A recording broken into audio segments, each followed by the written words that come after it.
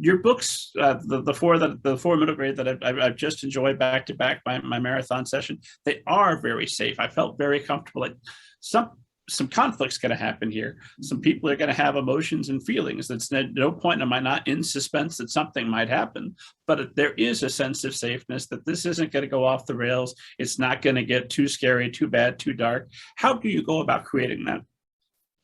That's a good question. I don't know.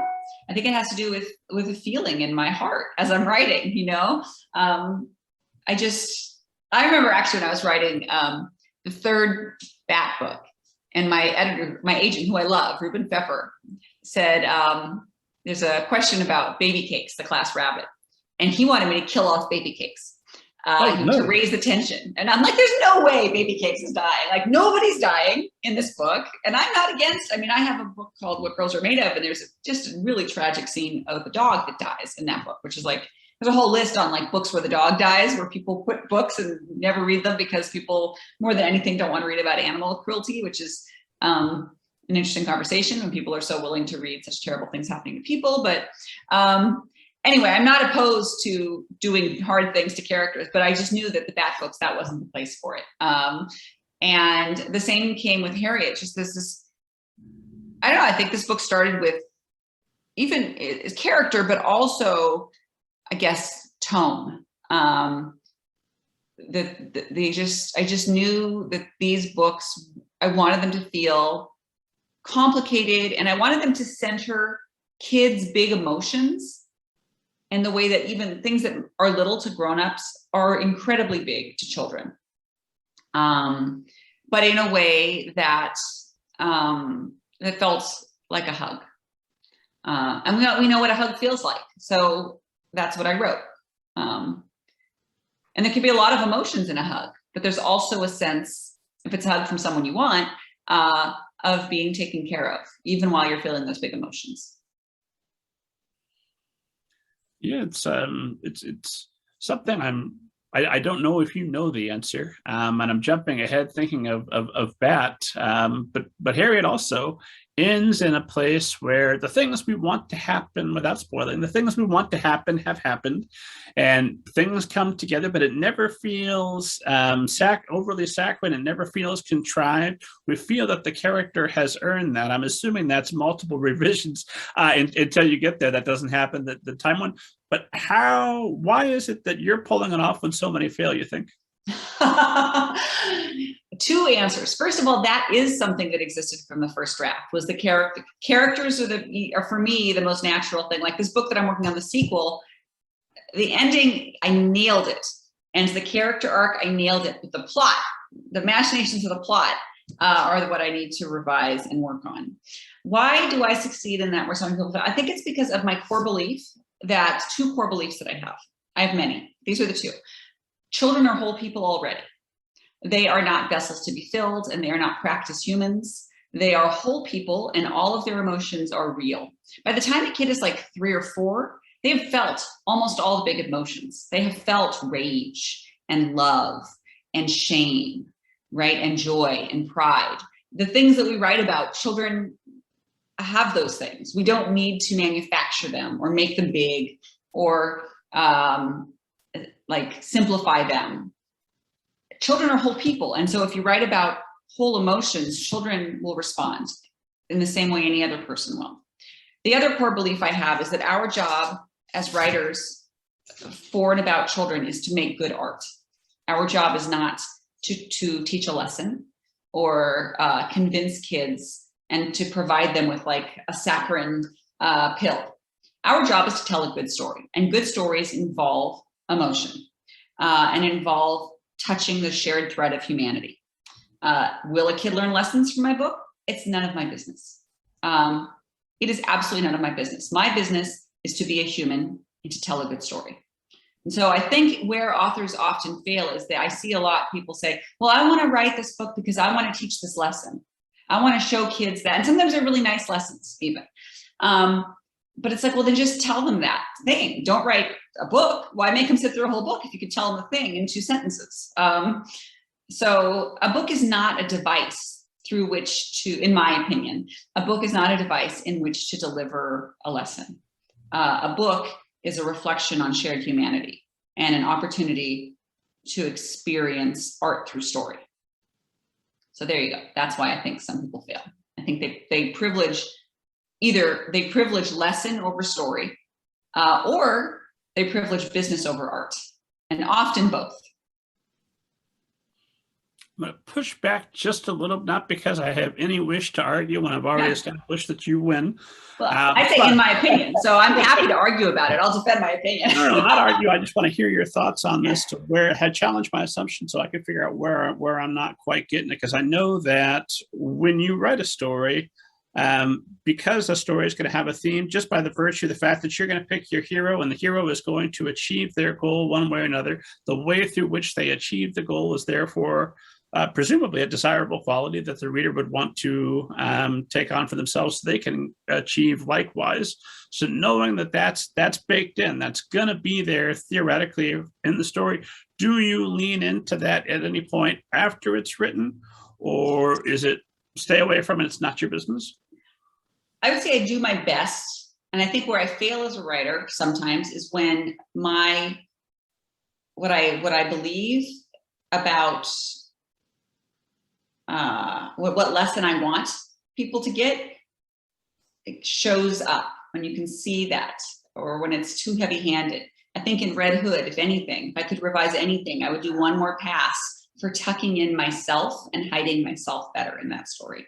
I love the book. I'm very proud of it, but I wrote it and I rewrote it, I rewrote it and rewrote it during a period of time during which I was blindingly, viscerally, just like a hot sun, angry about the world, about politics, about Kavanaugh, about Christine Blasey Ford being subjected to interrogation. Those things, all stories come from somewhere, and that story, a lot of it came from there. And it also, of course, whatever's happening now brings up what happened to us then. So what happened to her brought up for me a lot of my own past stories and trauma that culminated in that book in a way that I think is very powerful, but I also think maybe prefaces in some places lesson over story. So I think I succeed best when I say, no, my job is just to tell a good story. It's none of my business who reads my book. I absolutely do not want to privilege theme over plot, character, and setting. In fact, I think theme is the hidden secret door that we get to discover in our stories as writers in revision. I think if you go out saying, well, this is really a book about da-da-da-da-da, I think you're really undercutting the potential of the story to surprise you. So one of the greatest surprises I get as a writer during revision is when I discover things the book is about that I didn't know the book is about.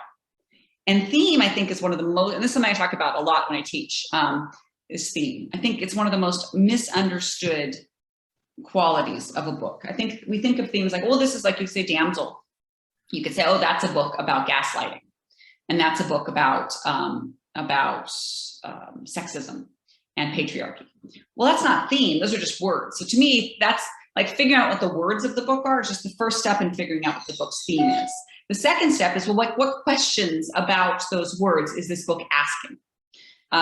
So then a question might be, what happens when a young woman has been so gaslit that she doesn't know who she is?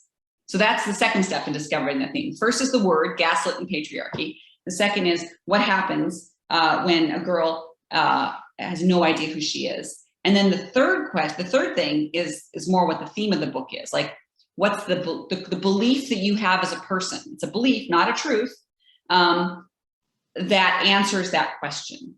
And that, I think, would be one of the book's themes or thematic core. So for example, like with Damsel, I would say maybe the book is about patriarchy. But then I might say, well, that's too big. So what's the question it's asking about patriarchy? How does one save oneself from a system that was rigged against them? Might be the question. And the answer I think that Damsel has for that is that sometimes when you are freeing yourself from a system or a relationship that is toxic, you can't save anybody but yourself. Now, that is not a question, an answer that I'm proud of necessarily. I don't like the idea that this book tells people, like, if you're in a bad situation, get yourself out of it at all costs. And even if you have to leave others behind, do it. Because that feels gross to me, right? The idea that no man should be left behind, right? We should all, everyone or no one, let's all get it. That's the more heroic view. But the truth is that was when I have had to leave toxic situations, I was not at a place where I could save anybody myself. I could only barely get myself out. And that is a truth that book, I think, shares. It's my truth. It's not necessarily the truth. It's a core belief that I apparently have, is that it's okay to abandon others if you need to get yourself out of a violent and unsafe home or situation. So when I discovered that was the truth of this book, Damsel, part of me wanted to rewrite the book to make it better, to make it nicer, to make it more heroic, to make it so that when the damsel leaves, sorry about the plot spoilers, she manages to free the whole kingdom. But that would be privileging lesson over story, because the story is about one character finding her path toward recognizing herself and getting out. So I think it's a better story because it's more complicated and less clear. And I also think it's more true to me for those reasons. But I think if you want to talk about it being a book that teaches a lesson, you get people really upset because they don't like the lessons that it teaches. And I see that in some people's discourse about that book and Red Hood too. Even with Bat, there's some people who don't like the ending of Bat because they think that, Thor should have been released because he's a wild animal, and wild animals should never be kept as pets. And the story, the moral they want that book to be teaching is, why wild animals shouldn't be kept as pets is like the lesson they want kids to learn, which I think is like, well, okay, then you go ahead and write that book. That's not the book I wrote. So if you'd followed the Rob Kent school of thought there and leaned in toward theme and lesson ahead of time, you wouldn't have had that insight to yourself and find out that truth that is true for you until you see it there on the page. Am I picking that up right? And to me, that's the gift that's the gift the story gives the writer, is that I now know myself better through having written the book and struggled with the book and pushed back against something that kind of horrified me that the book told that I didn't even know I necessarily thought. And then I realized, this book was about me. All books are about me that I write. I mean, this book was it's a story about a damsel and a dragon and a prince, but really it speaks to my residual shame that when I left a home that was unsafe, I went away to college, I left behind a brother and a sister, who were quite a bit younger than I was, and I couldn't save them. All I could do was get out.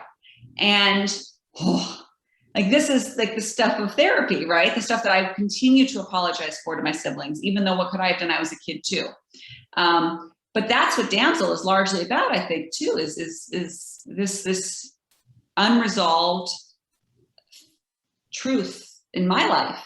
And I think that's what good fiction to me is for the writer, because again, the only person that you're ever going to know who's really going to read your book is you. And so trying to make it something for everyone, I can't do that. I don't know what everyone needs. I don't even know what I need.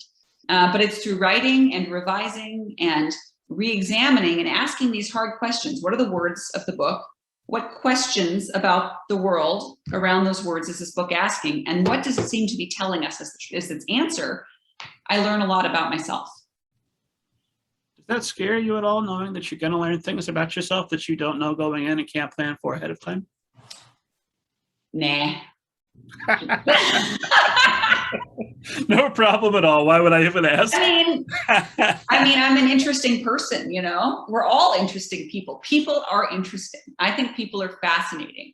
And so it should be true that there are multitudes. We all contain multitudes. And that's why I think I write across so many different age categories, and why I feel like I'm successful at it, knock on wood, is because of my belief that people are interesting and we all contain multitudes, and there are so many different ways to look at one life and so many different lenses through which we can view ourselves and our struggles.